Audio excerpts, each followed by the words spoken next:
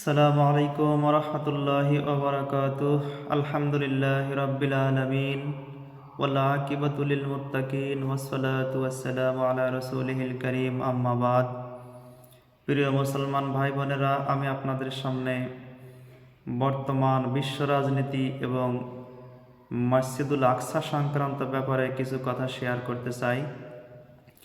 মসজিদুল আকসা মূলত মুসলমান, ইহুদি, খ্রিস্টান এই তিন ধর্মের লোকেদের কাছেই গ্রহণযোগ্য এবং সম্মানিত জায়গা হিসেবে বিবেচিত হয়ে আসছে।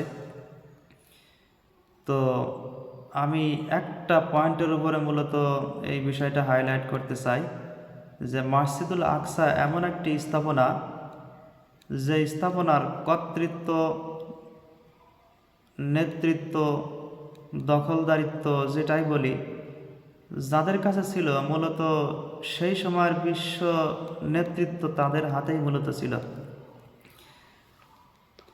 তার মানে মসজিদুল আকসা নিয়ন্ত্রণ করবে তারা, বিশ্বের ক্ষমতা, বিশ্বের রাজনীতি, বিশ্বের যাবতীয় নিয়ন্ত্রণ ভার যাদের হাতে থাকবে তারা।